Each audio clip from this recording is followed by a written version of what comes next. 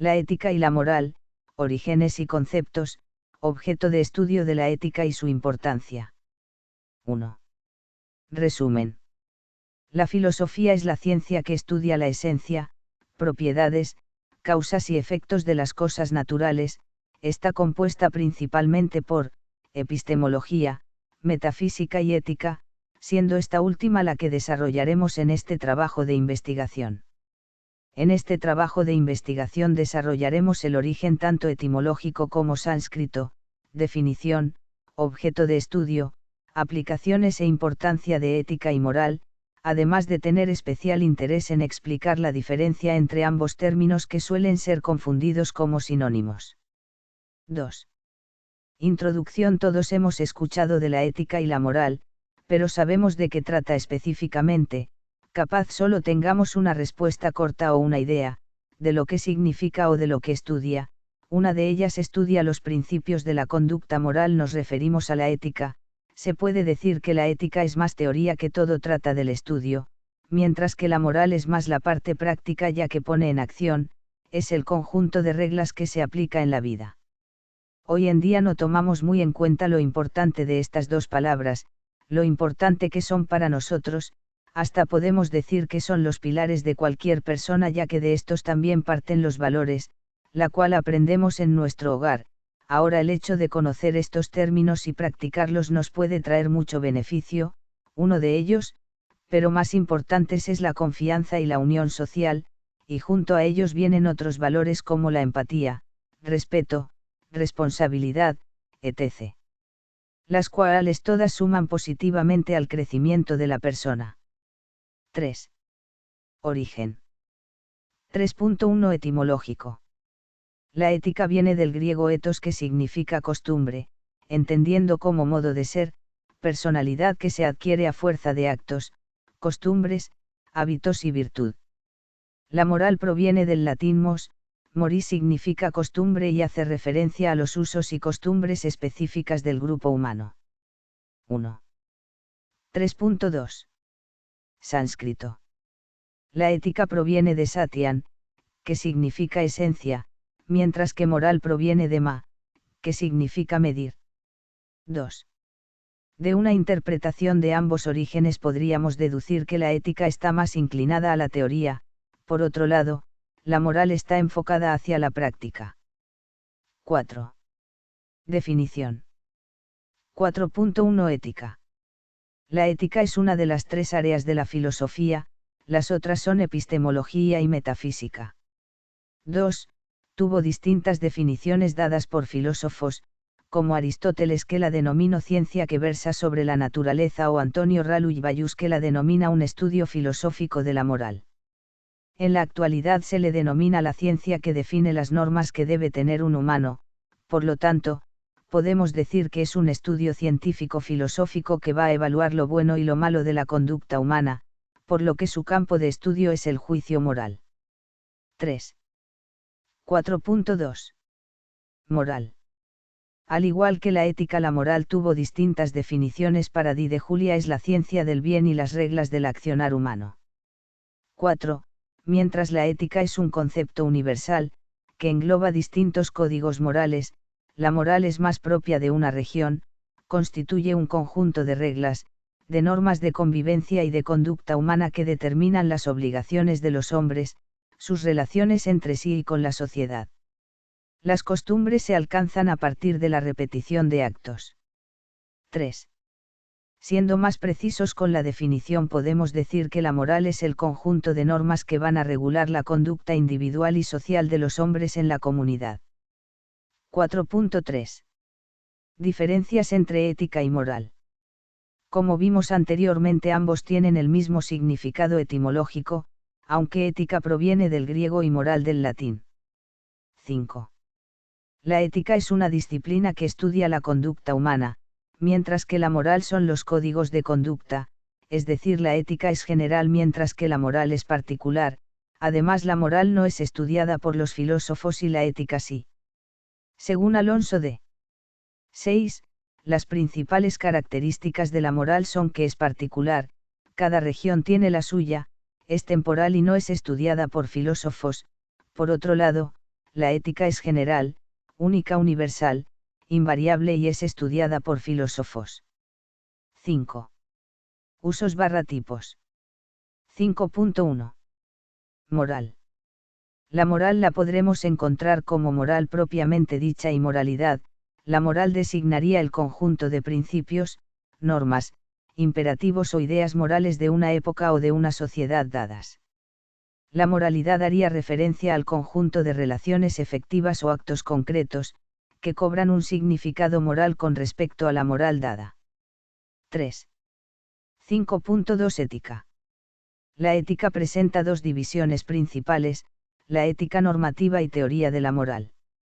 La ética normativa es la encargada de investigar los problemas del bien o del mal, señala cuál conducta es buena y le da un sentido de juego, mientras que la teoría moral investiga la ciencia de la moral, tanto el origen como el desarrollo. 3.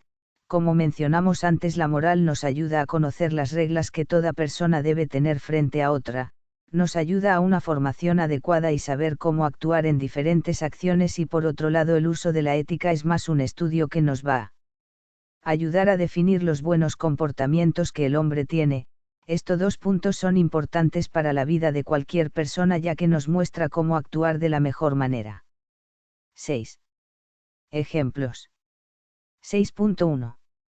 Ejemplo de ética aplicados en la vida cotidiana. 6.1.1.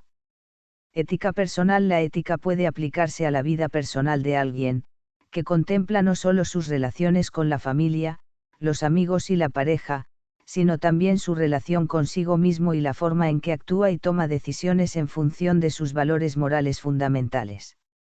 6.1.2. Ética en la vida profesional. En el ámbito laboral, la ética profesional está contenida en los códigos deontológicos que regulan la actividad profesional, es decir, el conjunto de normas y principios que obligatoriamente deben cumplirse en la práctica de una profesión. 6.1.3.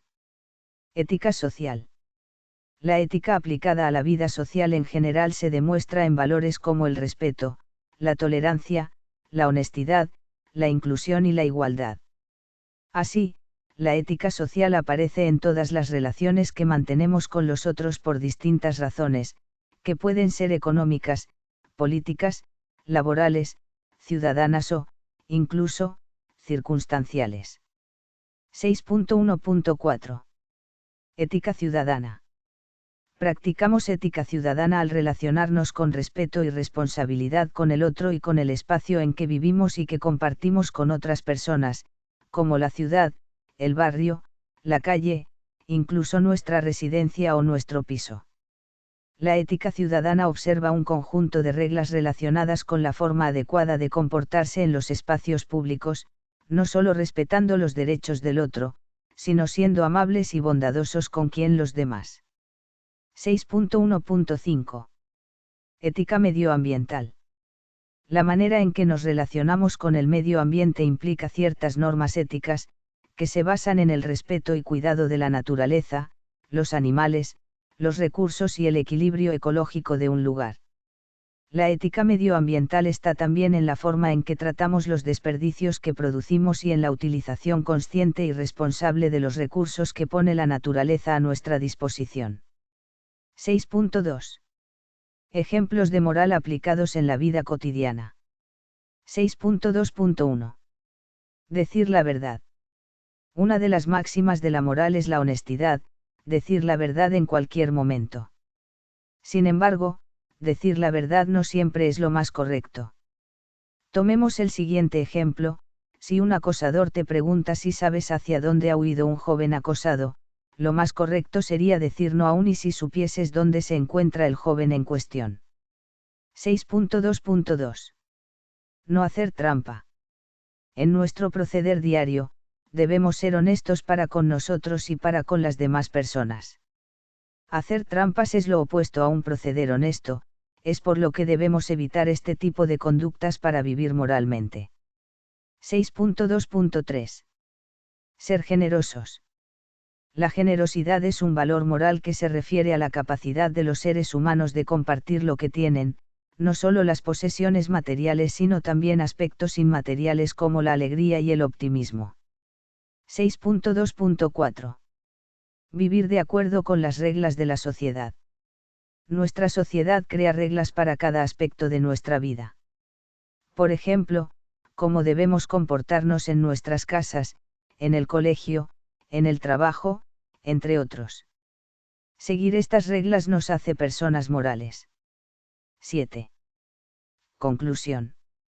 La ética y la moral son importantes en distintos campos como el medio empresarial, ya que actuar con ética mejora la confianza de uno mismo, además fortalece los lazos sociales en una sociedad, mientras actuar con moral fomenta nuestra cultura, los mecanismos de control interno y externo, tal como dijo Perón, el hombre es bueno, pero más bueno es si se lo controla. 8. Recomendación. Recomendamos actuar siempre con una ética y moral positiva, ya que ayuda a formar lazos sociales y reforzar nuestros principios, código moral, además de contribuir a nuestro desempeño laboral. Dignidad personal, identidad, autoconciencia y respeto por el otro. Resumen. En el presente trabajo se desarrollaron los principios derivados de la dignidad, características y tipos de la identidad personal, clases de autoconciencia, posteriormente, el respeto propio y hacia los demás. Finalmente, concluimos con nuestras conclusiones y las recomendaciones respectivas. Introducción. La ética pretende ser una contribución al problema del conocimiento y desarrollo en plenitud de sí mismo, es decir, al problema de la autorrealización y de la posesión plena de la propia identidad a partir de una voluntad que rige, integrándose, las demás dimensiones del sujeto. Esta monografía pretende transmitir conocimientos previos acerca de la dignidad personal, identidad, autoconciencia y respeto por el otro. Por ello se busca que todo individuo pueda formar parte de un entorno afable y que construya una mejor calidad de ética. Para cumplir con este propósito, el trabajo se desarrolló partiendo por la definición de dignidad personal, identidad y autoconciencia, se continuará profundizando en cada una de ellas para llegar posteriormente a las conclusiones y sus recomendaciones respectivas. 1. Definición. 1.1. Dignidad personal. La dignidad personal posee distintas definiciones. Entre algunas de ellas, podemos mencionar las siguientes. Para Martin Luther King, la dignidad personal es una cualidad inherente que viene de fábrica, esto debido a que no importa la raza o la condición de vida que tengas, todos somos dignos y capaces de formar una sociedad basada en el reconocimiento de uno mismo y en el de los demás. Por otro lado, Íñigo de Miguel considera que la dignidad personal se basa en tres aspectos.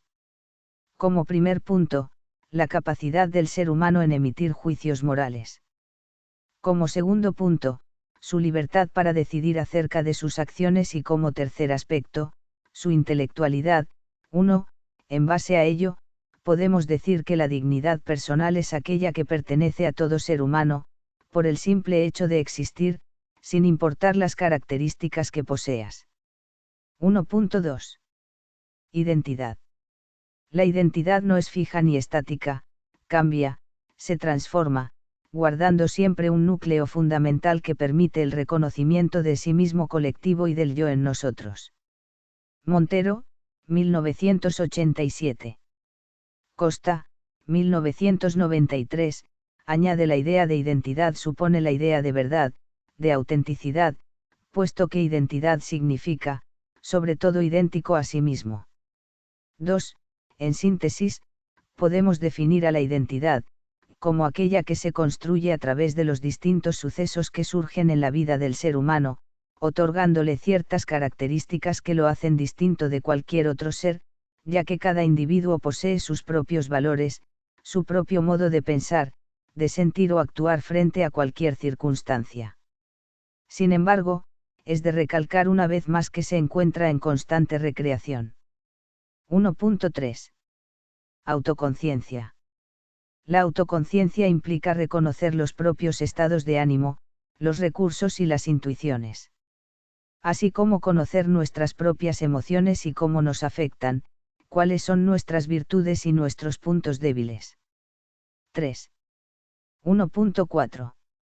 Respeto por el otro.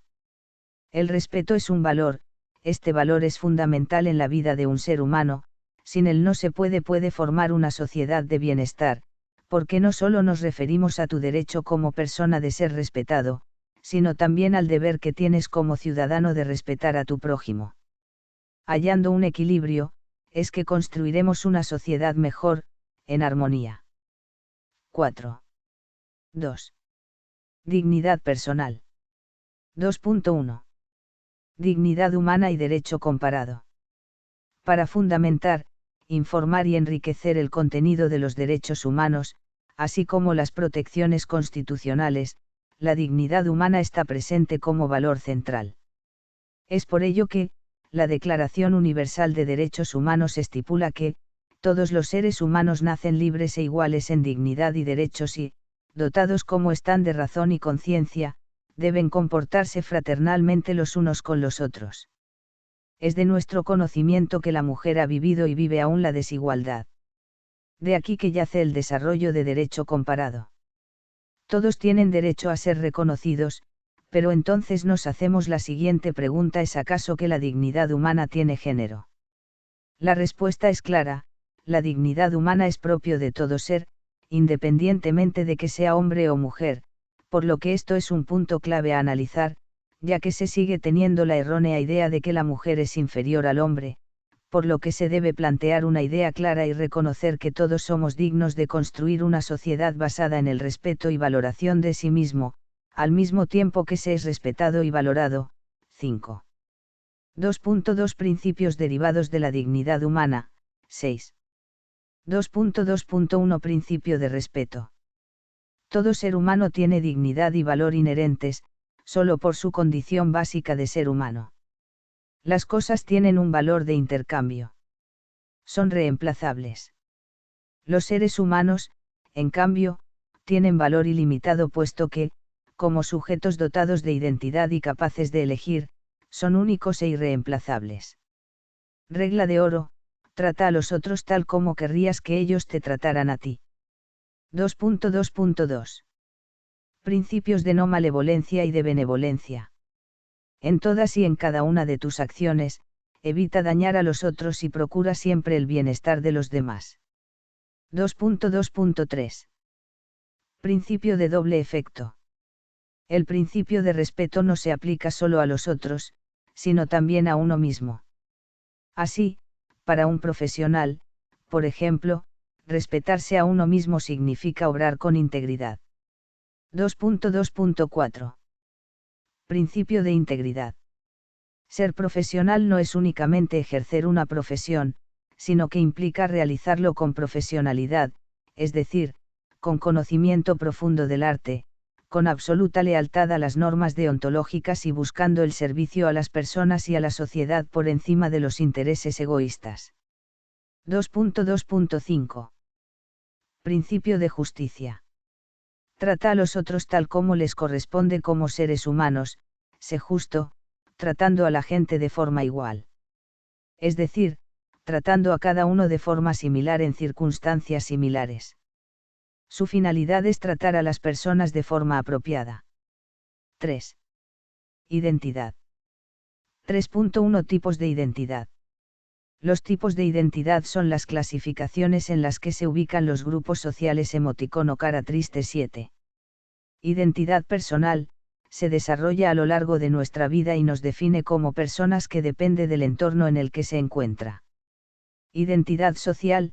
Pertenencia a un grupo social generando un afecto emocional o sentimiento que puede ser la familia, la escuela, equipos deportivos, etc. Identidad cultural. Es el sello que caracteriza a un país, estado o pueblo, sus costumbres, arte, idioma, raza y tradiciones. Identidad política. Se interpreta como que cada ser o comunidad tienen una preferencia por un partido político o una lucha social relacionada con el poder. Identidad de género. Es la aceptación del individuo como hombre o mujer, esto lo lleva a reflejar en su comportamiento. Es independiente del sexo y las preferencias sexuales. 3.2 Funciones de la identidad. La identidad posee dos funciones fundamentales para mantener el equilibrio psíquico: la primera es la valoración hacia uno mismo y la segunda una función de adaptación. La valoración a uno mismo, hace referencia al valor, el sentido, la significación que nos damos a nosotros mismos y que buscamos constantemente, la imagen positiva que deseamos tener, logrando ser capaces de conseguir aquello que nos propongamos o que seamos capaces de actuar en determinadas situaciones correctamente. La función de adaptación hace alusión a la capacidad de cambiar ciertos rasgos de nuestra identidad sin perder la esencia principal con respecto al medio que nos rodea. El adaptarnos nos asegurará permanencia y continuidad. 8. 3.3. Características de la identidad. 3.3.1. La identidad es compuesta. La identidad es el resultado de aquellos comportamientos y creencias que se nos transmitieron a medida que crecemos, si bien al ser mayores cada uno decide de manera personal cómo actuar en determinadas situaciones, esas también se verán envueltas en aquello que por cultura se nos enseña. La identidad nace a raíz de que pertenecemos a un grupo, ya sea un país o etnia religiosa, y sus pensamientos se nos confieren, lo que hace que la identidad sea una composición entre cultura, vivencias y trayectoria de vida. 8. 3.3.2. La identidad es dinámica. A pesar de cada vez que nos pregunten sobre identidad digamos por ejemplo lo que soy yo, lo que permanece en mí, y aunque creamos que la identidad es constante tenemos que aceptar que si es constante a la vez que es cambiante, puede continuar la esencia, pero los pensamientos cambian con la edad al igual que las emociones. La mente se va abriendo a medida que adquirimos conocimientos y es por eso que la identidad cambia, es dinámica y evoluciona constantemente. Un ejemplo es la adolescencia, ya que en esa etapa se presentan cambios significativos a nivel del comportamiento del ser humano, es el inicio de la creación de la personalidad y hasta un paso al cambio de la identidad. Cuando este termina solemos decir, soy el mismo pero diferente. 8. 3.3.3. La identidad es dialéctica. La construcción de la identidad no es algo individual, sino más bien es algo que adquirimos de personas que influyen en nosotros, así como nosotros en ellos. El ser humano es social por naturaleza, es por eso que nuestra identidad va a estar en relación en nuestro entorno y en cómo nos comportamos con ellos.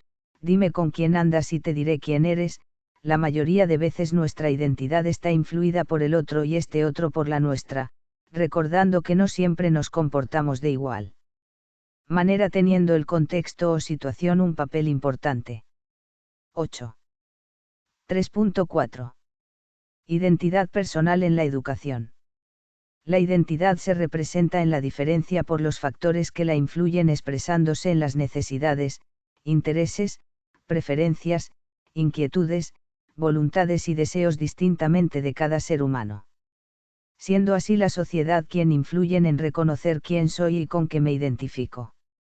Por tal motivo, la educación tiene como reto fortalecer la construcción social donde se acepta más la diversidad, se fomente el respeto a la diferencia y que sean capaces de convivir con ella. Si no hay educación predominará la ignorancia que entorpece tener un pensamiento más autónomo y libre. La igualdad ha provocado que instituciones educativas programen una enseñanza más incluyente, pero a la vez una educación diferenciada. Asimismo, la educación se propone crear bases para el desarrollo de una cultura de innovación. 9. 4. Autoconciencia. 4.1. Autoconciencia y habilidades sociales. Hay diversos estudios en los cuales indican que habilidades sociales influyen en el autoestima, adopción de roles y comportamiento desde la infancia hasta la vida adulta. 10.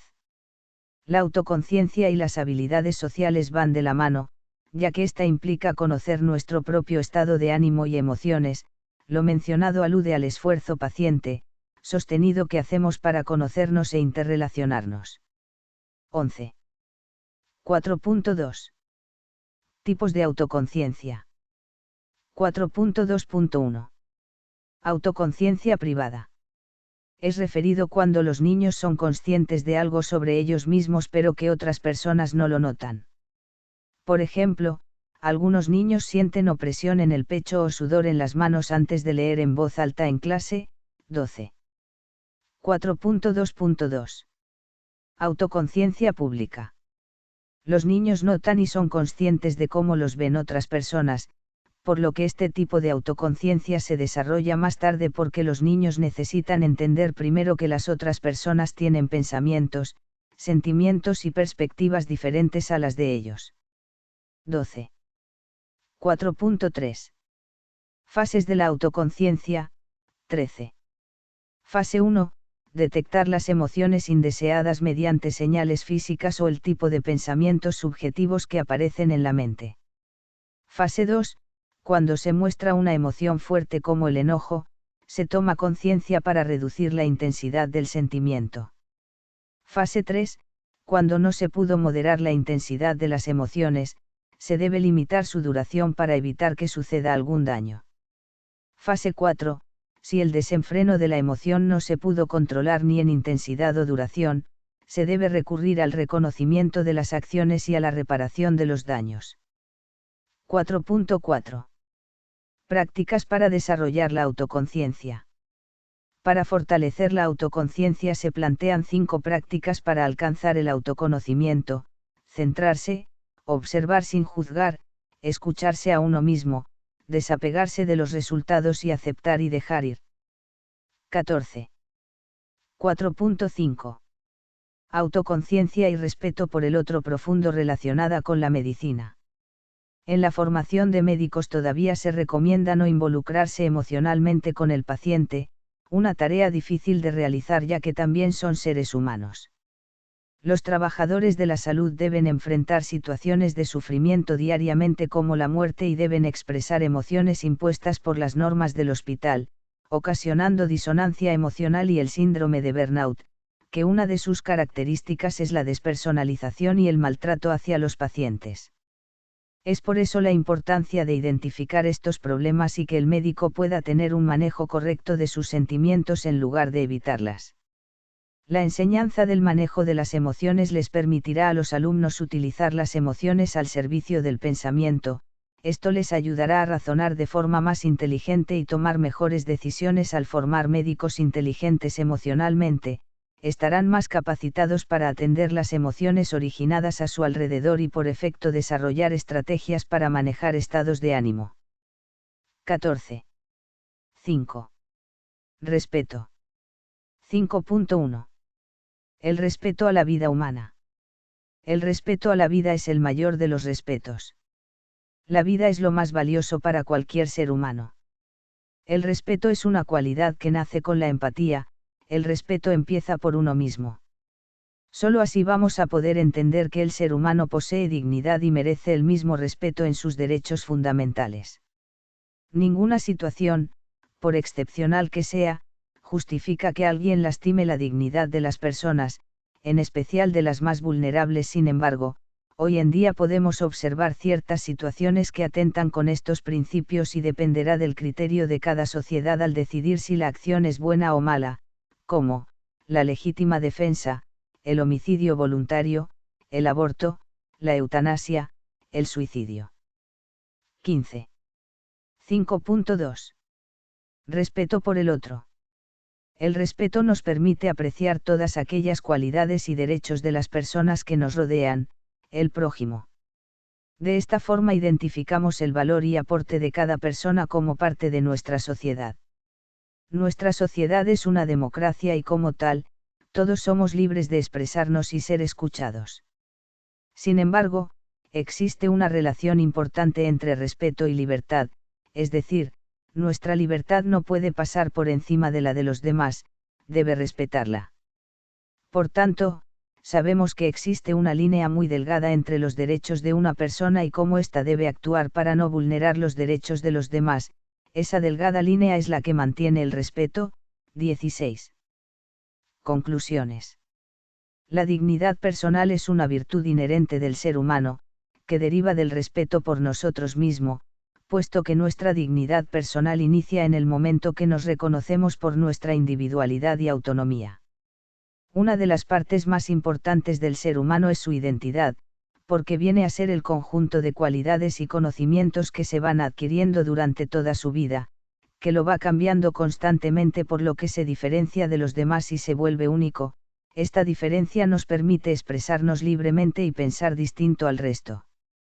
La autoconciencia consiste en conocerte a ti mismo, es la capacidad de percibir tus sentimientos y ver cómo afectan a tu comportamiento, lo que es muy complicado de obtener por lo que hay fases que debemos conocer para aprender a conocernos y llegar a conocer a nuestro yo interno.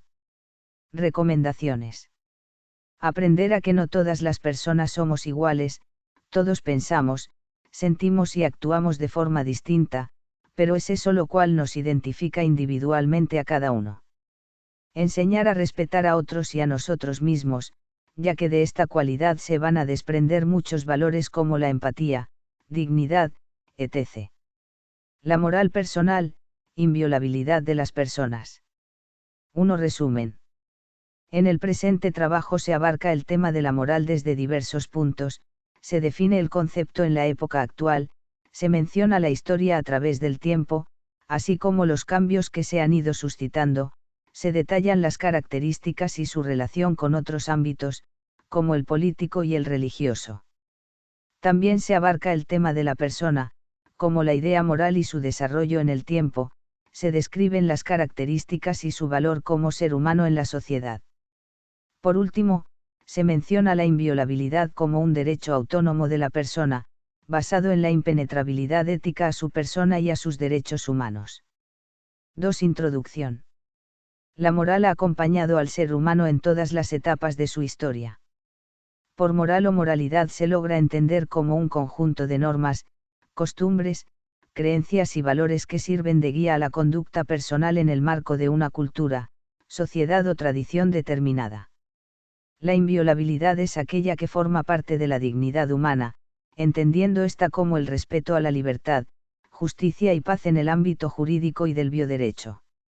En el presente trabajo de investigación hablaremos acerca de la definición de cada uno de estos términos y además de los distintos campos que engloba la moral y la inviolabilidad en los diferentes ámbitos. 3 objetivos. Dar a conocer el origen de la persona y cómo más adelante apareció su valoración con el fin de que se relacione a la moral. Brindar información sobre el significado de moral con el fin de aplicarlo en nuestra propia persona y entorno. Analizar la definición de inviolabilidad humana y compartir puntos de vista éticos sobre la inviolabilidad de los derechos humanos, especialmente el derecho a la vida. 4. Persona. 4.1 Definición. El concepto de hombre se embarca desde dos perspectivas, la representación del sentido moral del concepto de hombre y el recorrido histórico a través de su origen y transformación hasta los hitos básicos del presente. En cuanto al pensamiento humano, es necesario enfatizar que es un sujeto con derechos, razón y libertad, pero también debe realizar algunos deberes, y tiene dignidad. Para ubicar la interpretación de la evolución de este concepto desde una perspectiva histórica, se señala que se originó en Grecia y Roma, y ha realizado un recorrido histórico a través de la adaptación del cristianismo y la reinterpretación en la Ilustración. Una persona es un ser con sabiduría y voluntad, también tiene la capacidad de vivir en sociedad y tiene sensibilidad, que es un aspecto típico del ser humano. Para la psicología, una persona es una persona específica, este concepto abarca los aspectos físicos y psicológicos del objeto, que lo definen según su condición sea singular o única. En el ámbito jurídico, una persona es toda entidad que tiene derechos y asume obligaciones por sus características. Por eso hablamos de diferentes tipos de personas, personas naturales, según la definición de ser humano, y personas ideales o jurídicas, grupos de empresas, sociedad, países, organizaciones sociales, etc. Por su parte, la antropología contemporánea afirma que la persona es un todo estructural abierto al mundo y a otras criaturas. Un sujeto independiente y libre, ante otros objetos y sujetos. Hay 5 formas de definir un concepto, teniendo en cuenta la ideología y los intereses de quien lo define. Todos estos son: orientado a las personas, la atribución de atributos especiales, como la independencia y la racionalidad, Aristóteles, Porcia y Edad Media. La persona que existe como pensamiento, el sujeto epistemológico, pensamiento moderno, cuya razón excede su existencia física. Personas que son seres morales, individuos que son absolutamente libres, pero que tienen que asumir obligaciones morales y responder a un conjunto de leyes sagradas más que a las leyes de su naturaleza, estoicos, Kant y Fichte. Una persona como persona jurídica, un individuo que está obligado por su ley inherente relacionada con los derechos universales. Esta característica es superior a la naturaleza moral de la existencia. Persona religiosa, persona que está asociada a una creencia, cumple una misión sagrada y busca la verdadera libertad.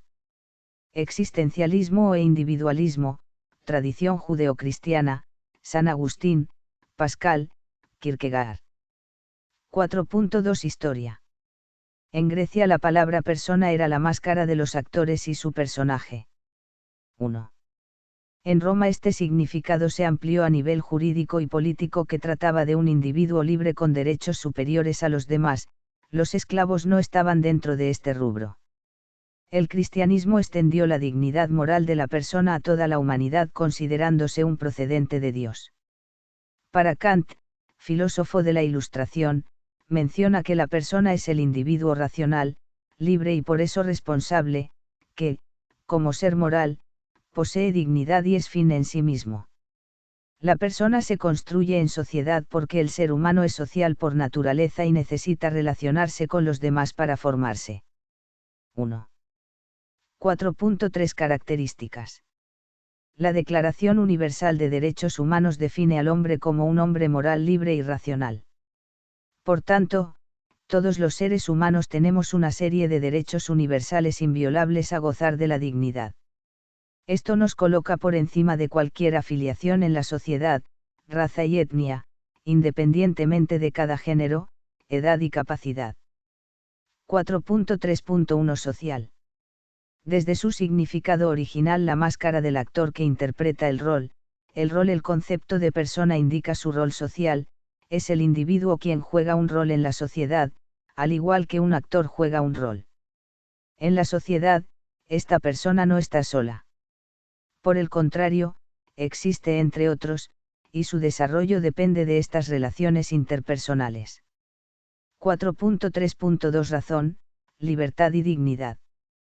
Para el desempeño de sus tareas sociales, las personas no pueden convertirse en simples herramientas, sino que deben convertirse en personas racionales y libres, emprender acciones de manera autónoma y reflexiva a su manera, y asumir las consecuencias de sus acciones.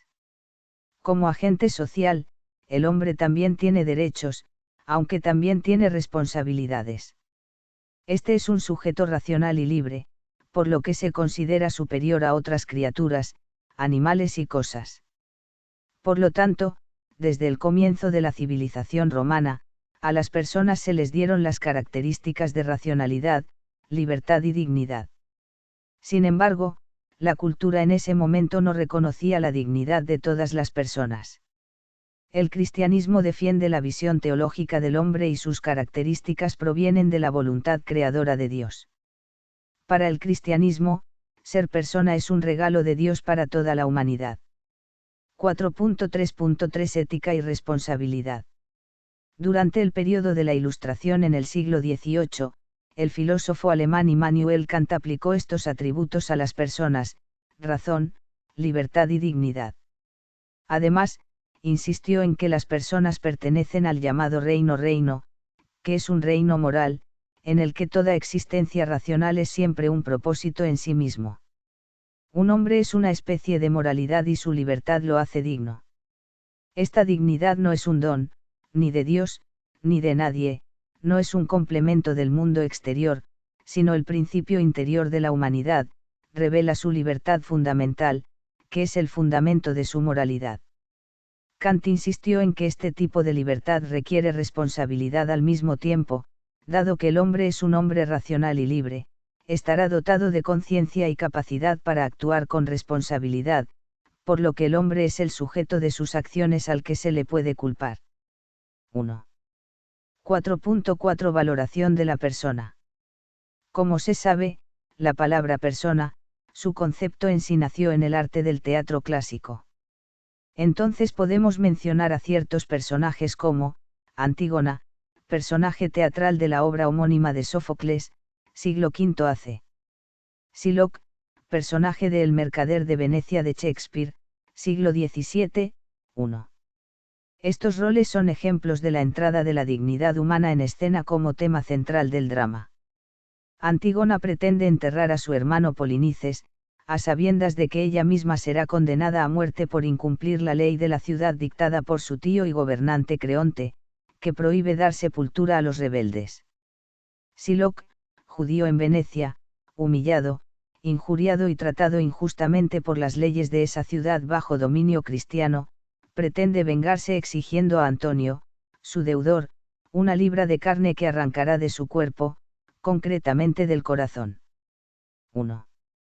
Estos dos personajes están rodeados de un mundo lleno de aprendizaje cultural, en donde se te enseña cómo uno debe comportarse ante cierta opinión, creencia o manera de expresar. Así, Antígona considera que la persona está por encima de la ley convencional de la ciudad y, entonces, decide enterrar a su hermano, aunque le cueste la vida. Creonte, por su parte, opina que la ley de la ciudad es la que tiene valor supremo y que las personas deben someterse a ella.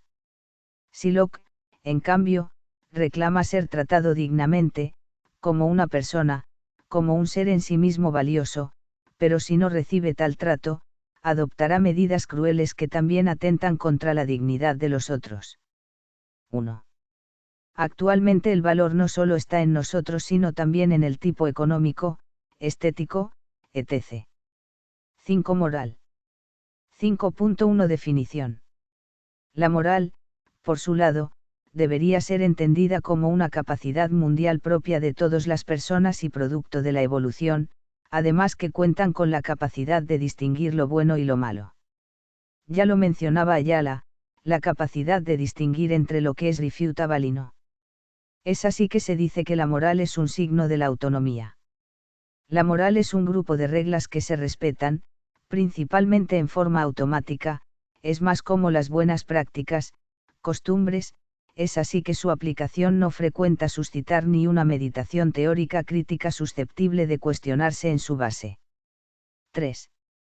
5.2 Características. 5.2.1 Se transmite de generación en generación. Evolucionan todo el tiempo y tienen fuertes diferencias en relación a las reglas de otra sociedad y de otra etapa histórica. Estas reglas se usan para orientar el comportamiento de los miembros de dicha sociedad. 5.2.2 Establecido en la sociedad. Se da en la sociedad con el principio de calificar conductas, creadas por las personas de una comunidad, con el fin de ser respetadas. Puede poner de ejemplo a la poligamia en Oriente y a la monogamia en Perú, allá pueden tener varias mujeres, Aquino. 5.2.3 Actúan desde el exterior. La moral va a radicar en la consciencia de manera espontánea, y se hará visible con los actos. 5.2.4 Se fundamenta en la razón. La moral tiene como base a la lógica, pues el ser humano será capaz de diferenciar lo bueno de lo malo, el querer y el actuar.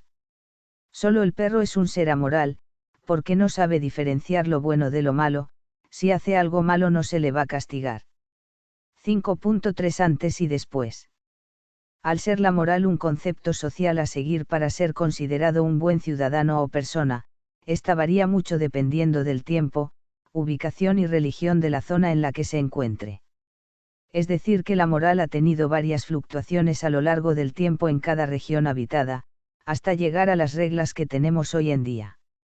Existen muchos ejemplos de esto, como es el caso del Código Inca. Sus normas morales estaban basadas en la ayuda mutua y cooperación, aunque el desacato de las normas conllevaba a sanciones severas proporcionales a la gravedad del delito. Se sabe, existieron tres principales normas, Amasua, Amayuya, Amaqueya, las cuales corresponden en orden a, no robar, no mentir y no ser flojo, y la sanción ante el incumplimiento de la primera ley era la amputación del miembro superior, repercusión que para la actualidad sería considerada inmoral, ya que el correcto procedimiento sería entregar al implicado a la justicia y ser sancionado a cárcel como pena máxima, en territorio peruano. También, el Inca podía contraer matrimonio con sus hermanas, situación que hoy en día es vista indecente e inmoral. 4. Otro ejemplo en el cambio de la moral a través del tiempo, remonta a la Edad Media con el apego a la religión, donde ser moral se basaba en seguir la doctrina de Dios y los mandamientos de la Biblia. Hoy en día ser moral no se basa totalitariamente en el apego a la religión, es más, la Iglesia actual es capaz de perdonar ciertos pecados sin repercusiones. 5. En la Edad Antigua se suscitó, normalizó y se aceptó el esclavismo, como sistema social basado en el trabajo forzado y el maltrato. Hoy en día, todas las personas tienen derechos, empezando por la vida y la libertad, por lo que tener sometida a una persona para explotarla, es considerado delito y un acto moralmente incorrecto. 5.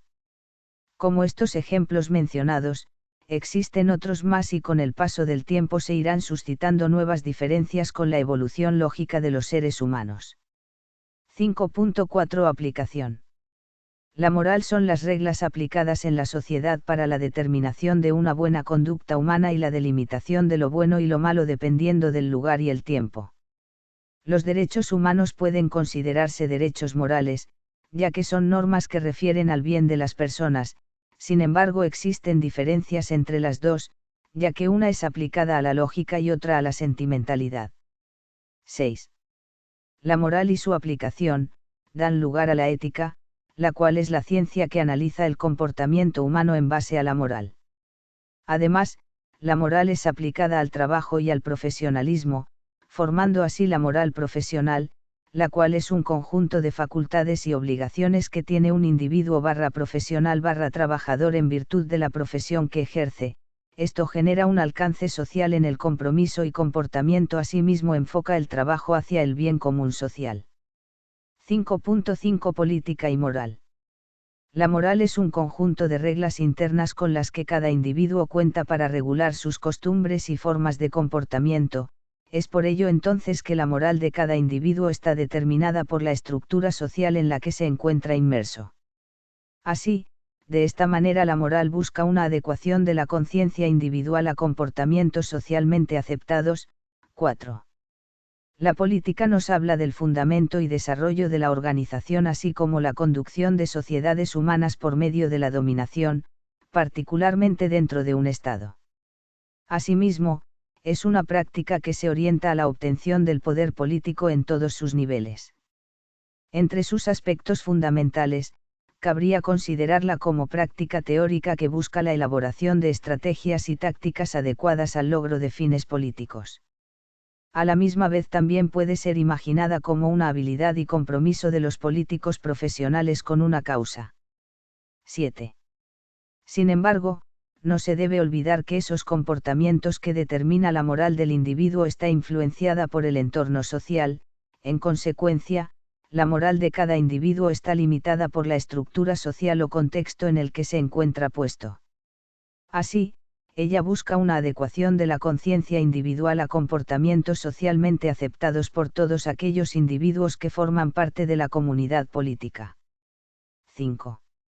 La moral y la política tienen una relación estrecha en el campo de la ética, sin embargo, dicha relación puede no estar presente dando una política sin moral o una moral sin política.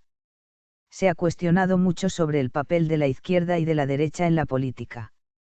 Estas dos posturas han dado varias polémicas sobre la política y su efectividad. Tales cuestiones son, ¿qué nos beneficia en verdad un gobierno de izquierda o de derecha? ¿Cómo es posible reivindicar nuestra política de una manera efectiva y en qué dirección debe ir? La anarquía puede denominarse una consecuencia de las deficiencias gubernamentales a muchas más cuestiones, aunque se den varias y no dar una solución muy clara. Además, la política tiene dos aspectos generales.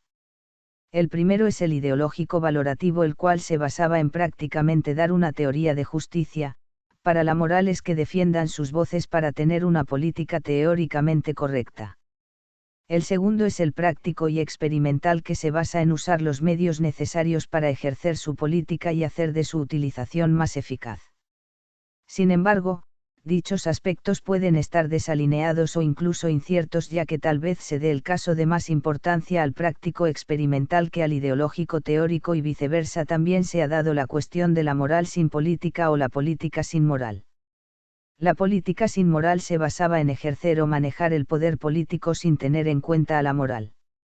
En la moral sin política sucede prácticamente lo contrario, la moral ignora la política. Esta cuestión es un poco confusa, ya que no se sabe qué postura es recomendable o cuál es no recomendable. 3. En conclusión, este tema es polémico, ya que se trata de la moral y su papel en el desarrollo de la sociedad y sus posibles consecuencias. Sin embargo, la moral es fundamental en la política, esta última debe tener en cuenta la moral en la sociedad. Puede que existan posturas distintas, pero el fin está en las bases para que exista un desarrollo y mejoramiento en la sociedad en base a los valores necesarios actualmente. Por ende, el deber moral es que la política debe ser un acto ético en que existan problemas en cuanto a las posturas. Puede dar varios factores, ya sean con sus representantes, el impacto que han generado en la sociedad, etc. 3.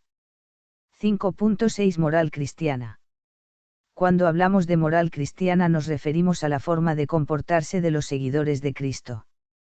Ser cristiano es seguir de la mano con Cristo, vivir los mismos valores que Jesús nos enseñó en los Evangelios, vivir su mismo estilo de vida, imitar a Cristo. Es lo mismo moral cristiana que ética cristiana. Existen algunas opiniones en nuestra sociedad que rechazan el término moral cristiana, porque les recuerda los tiempos en que se impone el cristianismo y no era una parte de elección libre.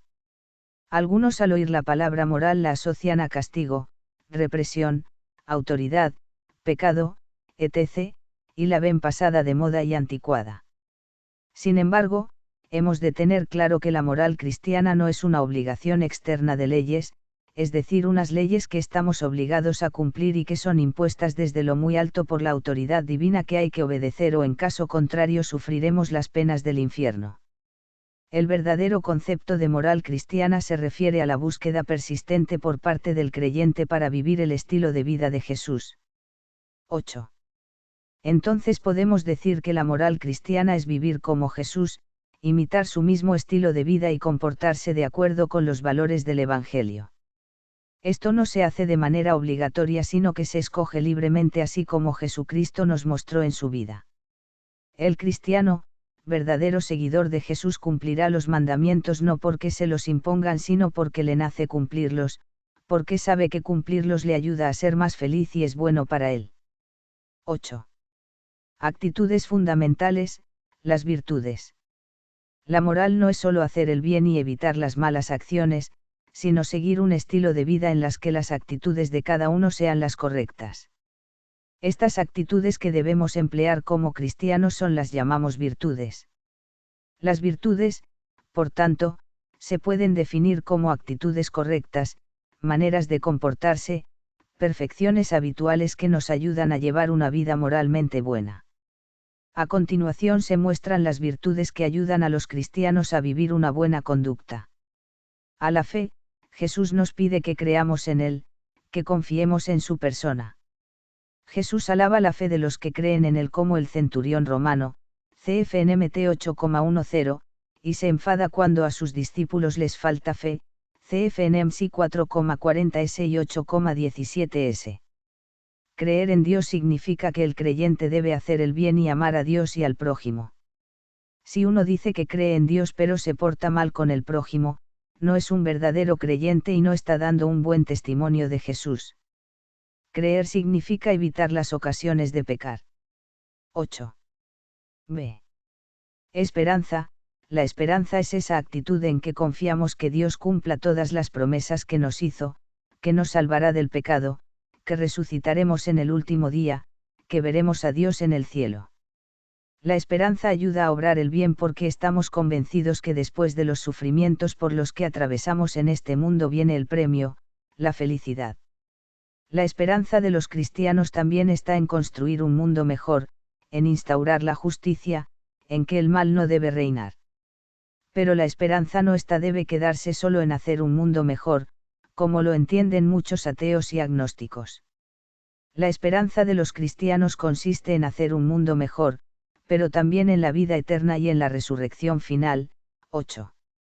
La esperanza, por tanto, nos ayuda a actuar correctamente y a hacer que otros también actúen correctamente. El amor o la caridad.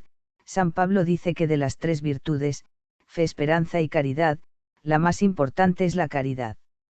Y es que resulta que si alguien pregunta acerca de si uno es buena persona o no, no se fija en si cree o tiene esperanza, sino en si ama. Está claro que el que ama, cree y espera, pero el que no ama tiene una fe vacía y una esperanza vacía. 8. El amor crea unidad entre las personas. Los que aman se sienten unidos entre sí. El amor es preocupación por la felicidad de los otros, saber perdonar y darlo todo por los demás, incluso amor a los enemigos. El amor tiene su recompensa cuando hace felices a los otros, por eso el amor auténtico no es buscar mi propia felicidad sino la felicidad de los otros. 8. San Pablo nos dice cómo debe de ser el amor de los cristianos. El amor es paciente, es servicial y no tiene envidia, no presume ni se engríe, no es mal educado ni egoísta, no se irrita, no lleva cuentas del mal, no se alegra de la injusticia, sino que goza con la verdad. Disculpa sin límites, cree sin límites, espera sin límites, aguarda sin límites. El amor no pasa nunca. 8. Otras virtudes importantes que ayudan a ser buenos son la justicia. La Biblia dice que Dios siempre es justo, por eso los creyentes deben ser justos y buscar la justicia siempre. 9. La misericordia, saber perdonar y ayudar a los demás. Las obras de misericordia ya las hemos visto: dar de comer al hambriento, dar de beber al sediento, vestir al desnudo, dar posada al peregrino, visitar a los enfermos y encarcelados, enterrar a los muertos, enseñar al que no sabe, aconsejar a los que dudan, consolar al triste, corregir a los que pecan, perdonar las ofensas, soportar con paciencia los defectos del prójimo, orar por los vivos y los muertos. 9. La fidelidad, es la actitud de mantenerse firme creyendo en el Señor, cuando las cosas van bien y cuando las cosas van mal. Hay que mantenerse firmes en el Señor incluso en situaciones extremas. Los mártires fueron fieles al Señor incluso en el martirio. 9. Prudencia, se podría definir como la actitud de pensar las cosas antes de decirlas, de decidir las cosas antes de cobrarlas, de elegir el bien antes que el mal. 9. Templanza, se podría definir como el dominio de sí mismo, el moderar los deseos desordenados, la soberbia, la avaricia, la lujuria, la ira, el odio, la venganza, la gula, la pereza, etc. 9. Fortaleza, se refiere a ser constantes en algo. Para los cristianos significa ser constantes en seguir a Cristo. 9. 6. Inviolabilidad. 6.1. Definición de dignidad. La inviolabilidad es un principio fundamental de la ética relacionado a la persona.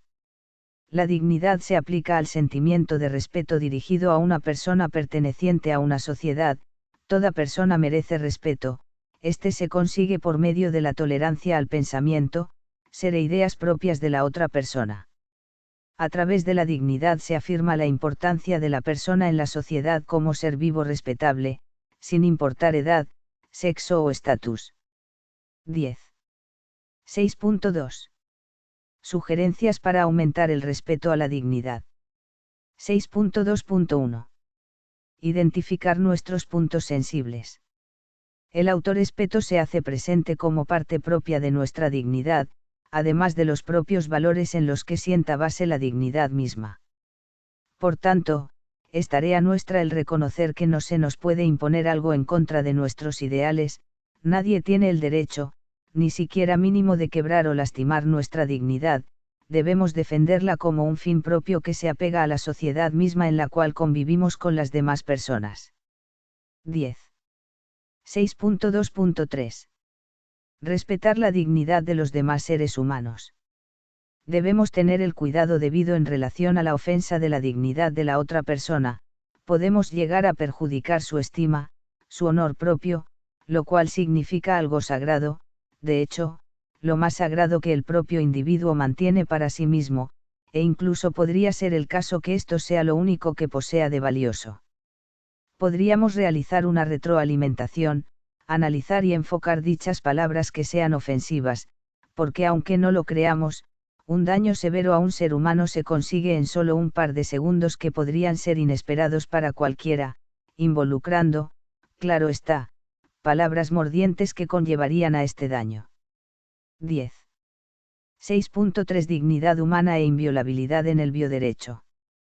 La dignidad humana como concepto tiene una larga existencia, sin embargo no es hasta mediados del siglo XX donde esta es considerada en el ámbito jurídico.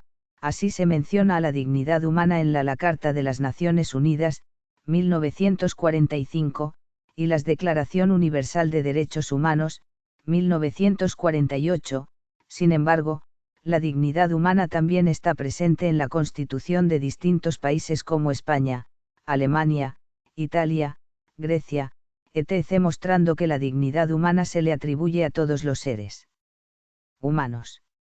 En la bioética y el bioderecho la dignidad humana es el fundamento de los principios y normas del derecho, el Convenio para la Protección de los Derechos Humanos y la Dignidad del Ser Humano con respecto a las aplicaciones de la biología y la medicina del Consejo de Europa establece que las partes se comprometen a proteger al ser humano en su dignidad e identidad. De esta manera se pronuncian las demás declaraciones sobre bioética que han sido aprobadas por la UNESCO. Ejemplo de ello es la Declaración Universal sobre el Genoma Humano y los Derechos Humanos. 11. Se distingue en la dignidad humana una ambigüedad, si bien muchos concuerdan en partir de la dignidad humana como parámetro orientativo de cualquier normativa jurídica, sin embargo el debate se genera en la legitimidad del uso de embriones humanos para la investigación, el aborto y la fecundación in vitro. Por ello hay diversos autores que no reconocen en la dignidad humana un concepto, sin embargo, el poder reconocer a la dignidad humana significa reconocer el destino del hombre. 12. 6.4 Inviolabilidad y autonomía.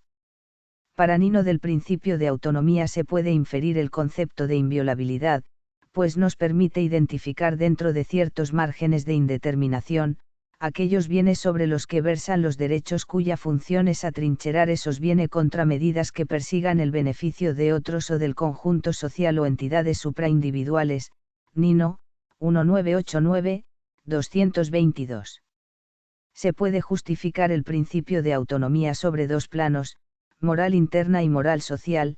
La primera hace referencia a valorar, en forma positiva, la autonomía individual y autorreferencial de elegir y concretar los planes de vida, mientras que la segunda prohíbe la conducta que pueda resultar perjudicial para terceros. 12. 6.5. Inviolabilidad de las personas. La inviolabilidad de la persona deriva directamente del principio fundamental de la ética. Según la Real Academia de la Lengua Española, RAE, el término de inviolable alude a aquello que no se debe o no se puede violar ni profanar. En base a ello es que podemos definir a la inviolabilidad de la persona como el trato digno que todo ser humano debe recibir, motivo por el cual el mismo no puede ser tratado con violencia o denigración, que violen la integridad psicológica y física de la persona. En cuanto al desacuerdo relacionado al trato de los delincuentes en la sociedad, se han establecido parámetros que permiten tener un adecuado balance entre las sanciones que reciben por sus actos delictivos sin vulnerar la inviolabilidad de la persona, evitando de esa forma a la recurrencia de acciones innecesarias que serían humanamente inaceptables. Por ello, es que la pena de muerte, la tortura, la mutilación no son elegibles y deben estar excluidos por la ley. Incluso el Papa Francisco declaró que la pena de muerte es inaceptable en todos los casos, porque es un ataque a la inviolabilidad y la dignidad de la persona. 13. El principio de la inviolabilidad también se encuentra relacionado a los diversos derechos de los cuales somos acreedores, como lo es el derecho a la vida. 6.6. Inviolabilidad de los derechos humanos. De acuerdo a la Declaración Universal de Derechos Humanos, todos los seres humanos nacen libres e iguales en dignidad y derechos, y que toda persona tiene todos los derechos y libertades proclamados en esa declaración, sin distinción alguna de raza, color, sexo, idioma, religión, opinión política o de cualquier otra índole, origen nacional o social, posición económica, nacimiento o cualquier otra condición. 14. Todos los derechos son irrenunciables, inviolables e irreversibles, motivo por el cual no pueden ser abolidos en ninguna circunstancia.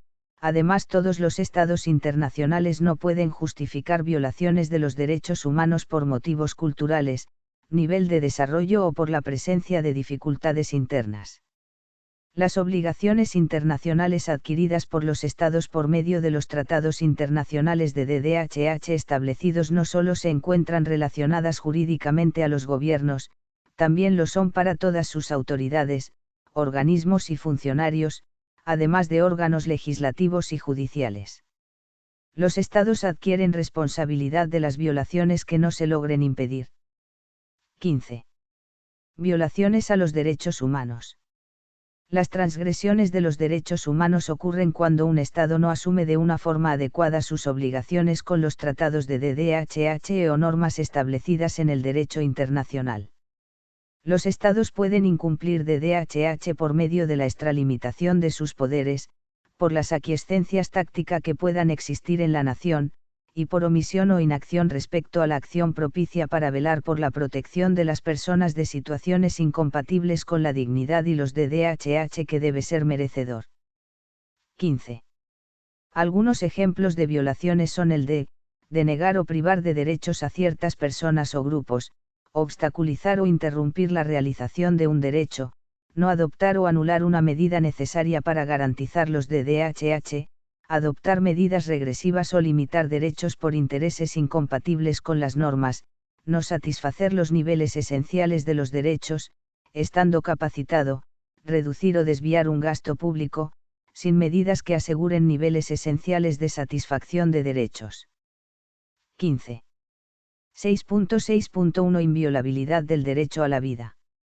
Conforme la humanidad va evolucionando, el desdén hacia la vida de personas que cometieron graves delitos va incrementando, por lo que el deseo de castigarlos de forma severa aumenta, así como el ideal de la privación de la vida a seres inocentes por medio del aborto.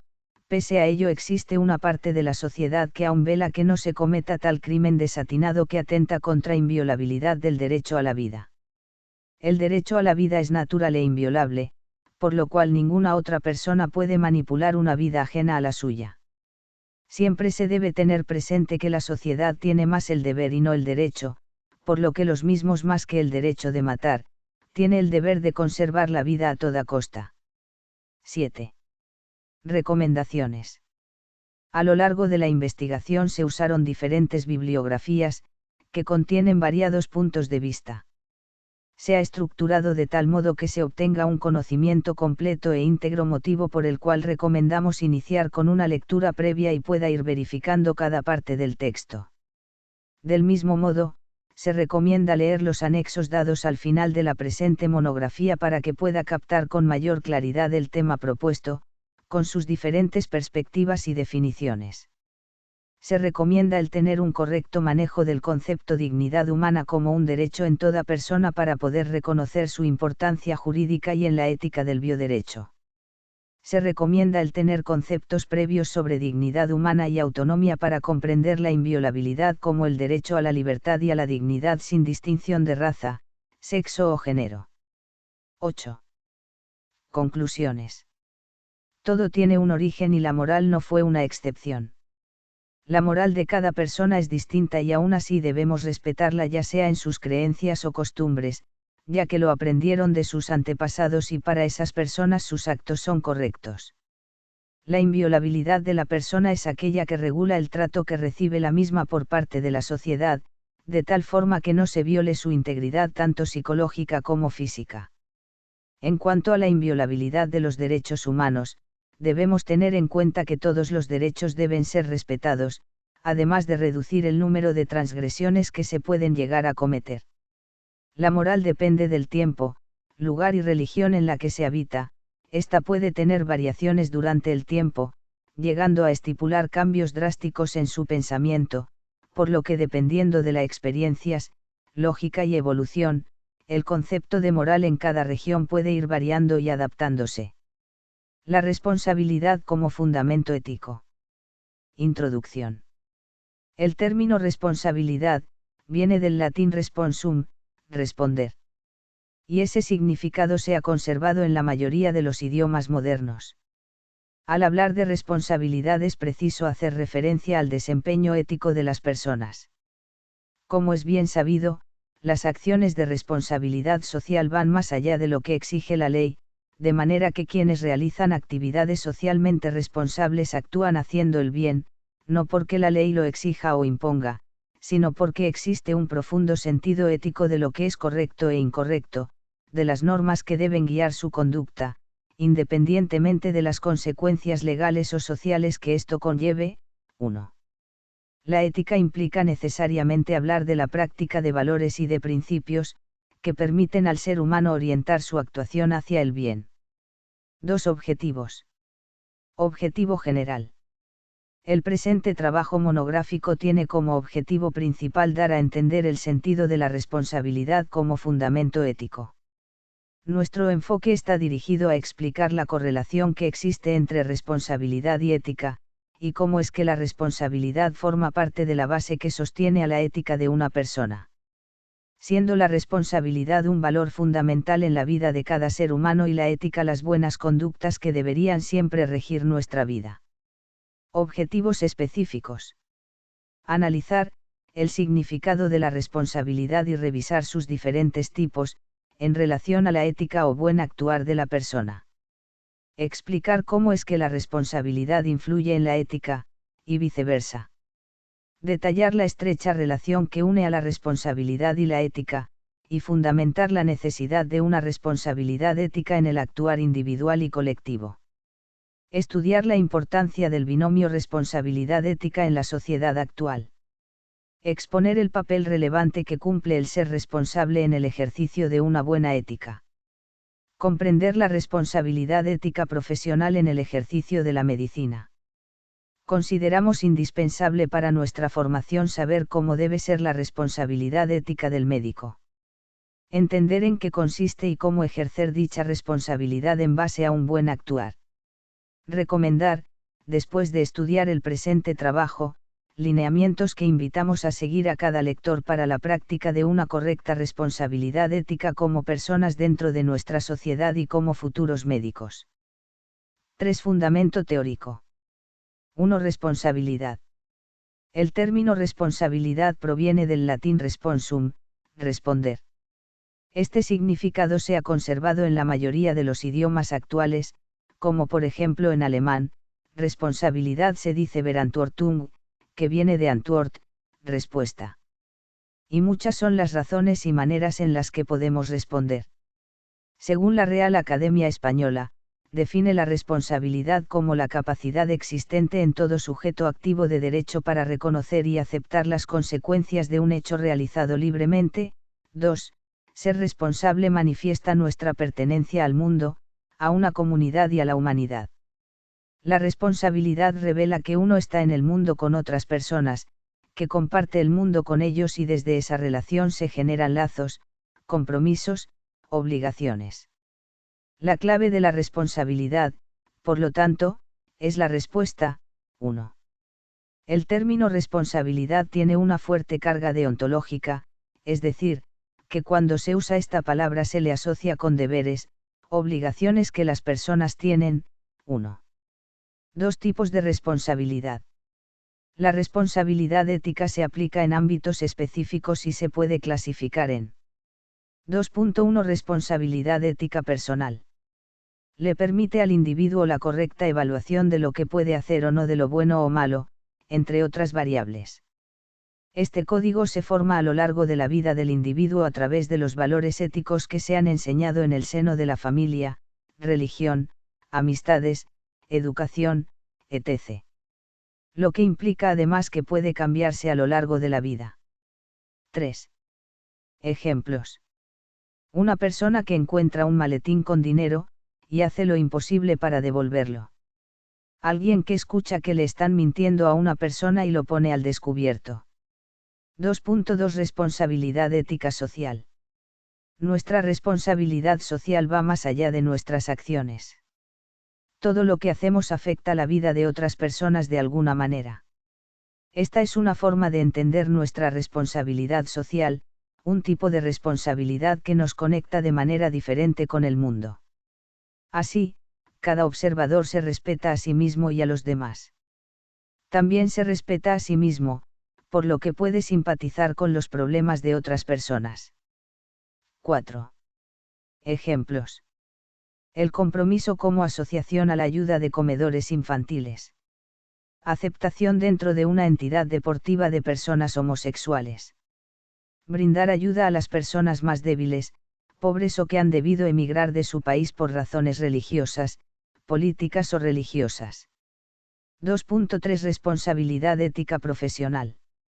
La ética profesional son los principios y valores que van a regir a un profesionista, es la actitud en la que se va a orientar el comportamiento de este mismo en su ámbito profesional, tratando de siempre de actuar de manera justa y correcta para así tomar las mejores decisiones. Todos los empleados deben tener o desarrollar una actitud profesional para explicar la integridad de sus empleados, su profesión, la empresa y sus compañeros.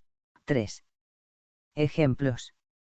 Un médico que debido al juramento que ha hecho en su profesión, no acepta realizar una eutanasia, aunque el paciente sea terminal y aun cuando el mismo paciente y los familiares lo piden. Un abogado al que una empresa le ofrece dinero para que no prosiga con el juicio laboral de su cliente, y no acepta. 2.4 Responsabilidad ética corporativa o de la empresa. Contempla los valores y principios de la compañía, como responsabilidad, respeto, igualdad, equidad, tolerancia, etc.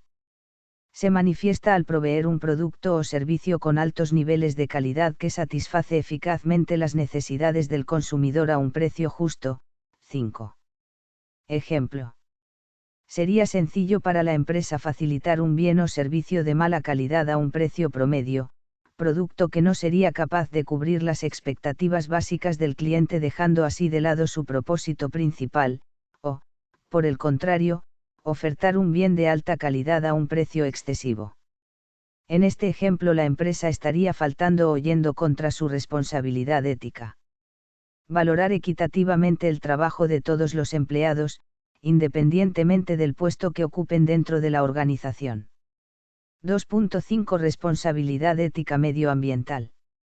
Es una ética aplicada que reflexiona sobre los fundamentos de los deberes y responsabilidades del ser humano con la naturaleza como conciencia ética personal, social, profesional y moral, los seres vivos y de las generaciones futuras.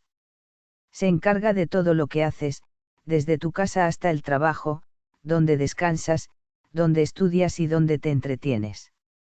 Además, ser respetuosos con el medio ambiente significa nuestro compromiso. 6. Ejemplos. Publicidad y concientización de la importancia del reciclado tanto en el hogar, como en las escuelas, iglesias, trabajos, etc. Utilizar bicicleta para desplazarse por la ciudad, en lugar de una motocicleta o un auto.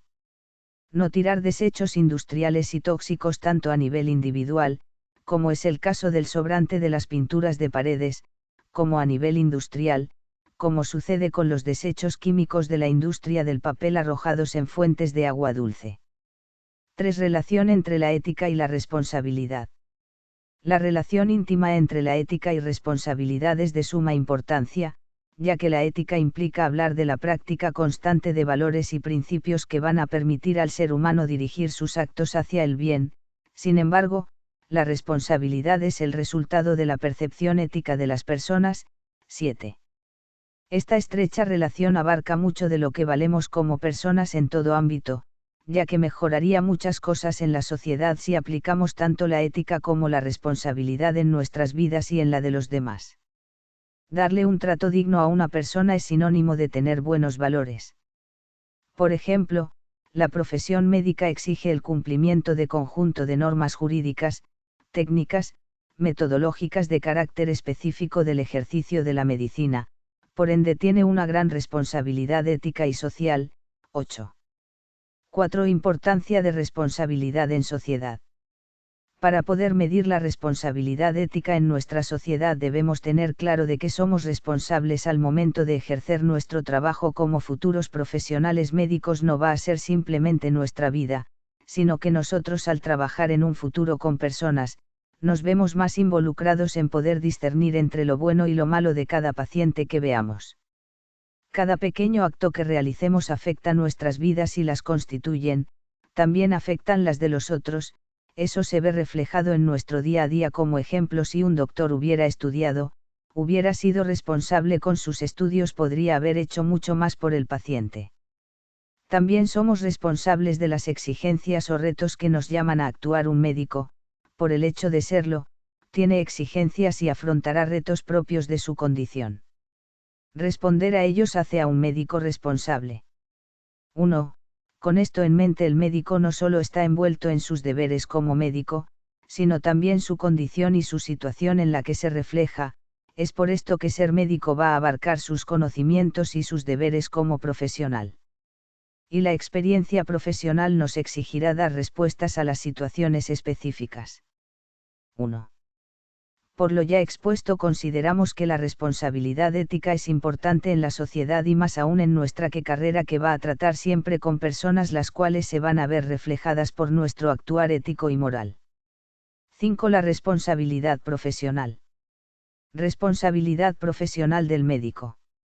El ejercicio de la profesión médica exige varios parámetros que se tiene que cumplir en su actividad: tener conocimiento de las normas jurídicas, técnicas y metodológicas de carácter específico del ejercicio de la medicina, donde aparte de los conocimientos científicos adquiridos en los centros de estudio, se tiene la elevada responsabilidad ética y social.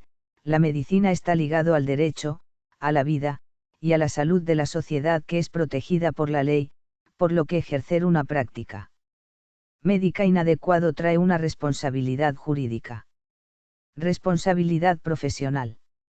El profesional médico como obligación tiene la responsabilidad de responder por si hay daños en este ejercicio, donde bajo juramento se graduó el compromiso moral. Para cumplir con esta responsabilidad, el profesional médico se basa en principios ético-médicos, donde es consignado de acuerdo a ley con decretos, resoluciones ministeriales, disciplinas laborales en centros asistenciales, el Código Civil Penal. Responsabilidad moral.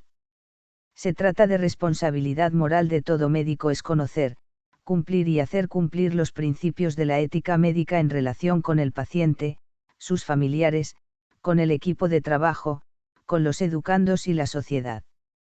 Conociendo los principios se lleva en práctica a diario lo que sería la mejor forma de profilaxis para no quebrantar la ética moral creada por la institución. Responsabilidad laboral.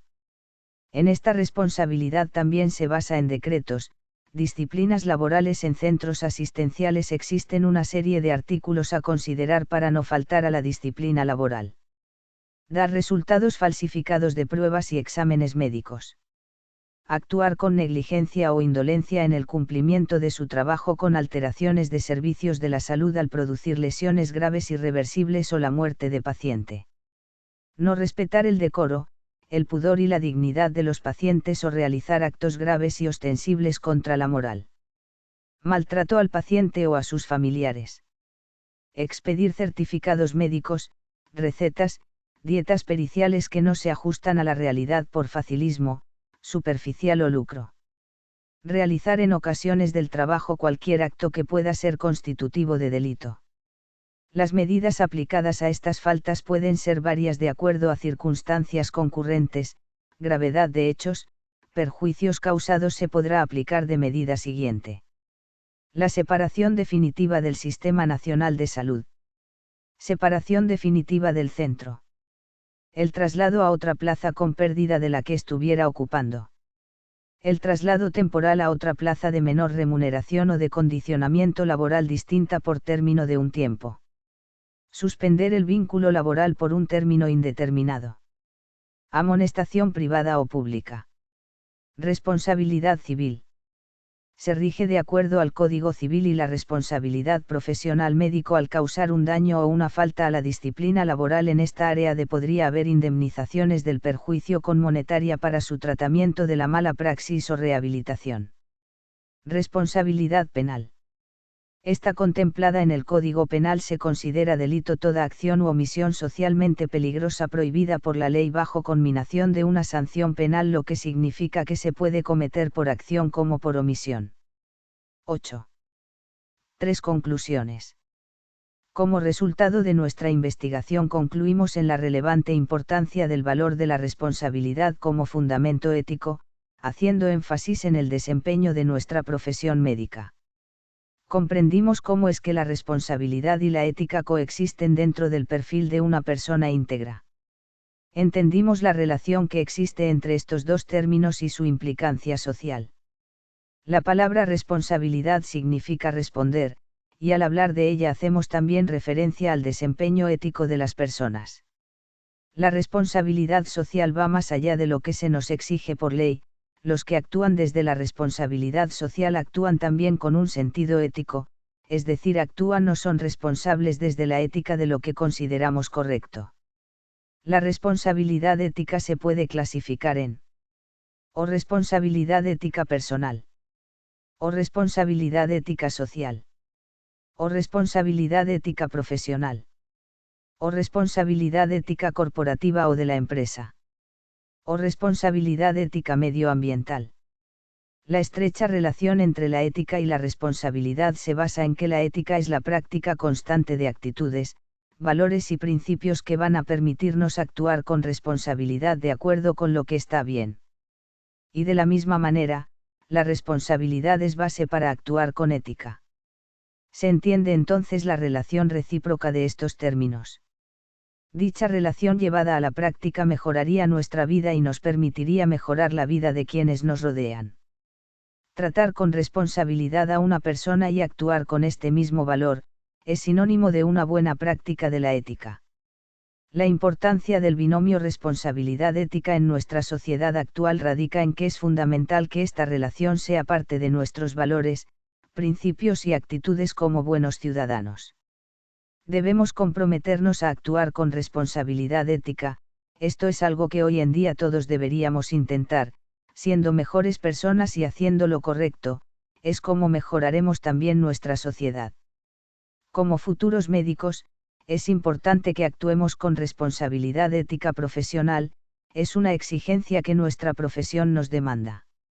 Además, resaltar que, de no actuar con responsabilidad ética, podríamos estar incurriendo en una serie de faltas o delitos, donde la vida y salud de nuestros pacientes está de por medio. Para todo esto, y como compromiso de que actuaremos responsablemente desde la ética, es que además realizamos el juramento hipocrático, el cual no debemos olvidar y debe permanecer siempre en el ejercicio de nuestra labor con los demás. Finalmente, y por todo lo expuesto, creemos fundamental aplicar la responsabilidad ética en nuestro actuar diario, en nuestra vida en general. Todo esto en la búsqueda de lograr ser mejores personas que se esfuerzan diariamente por cumplir metas y planes, sin dejar de lado el papel que cada uno de nosotros desempeña en nuestra sociedad y el aporte o huella que debemos dejar para construir un mundo mejor para todos. Invitamos a todos a reflexionar sobre una actitud responsable y ética que nos permitirá progresar en cada ámbito de la vida de cada uno de nosotros. 4 recomendaciones. Existe una herramienta poderosa para lograr adoptar la responsabilidad ética y esto se da con la educación. Por ello es recomendable que todo el sistema educativo instruyan de manera aplicativa, es decir, con hechos, los valores colectivos como la responsabilidad. Para adquirir principios y valores éticos debemos de tener un pensamiento ideal del bien común que guíe nuestra conducta y fundamente nuestra responsabilidad social y así construir una sociedad colectiva con un mundo posible con justicia social y buen vivir.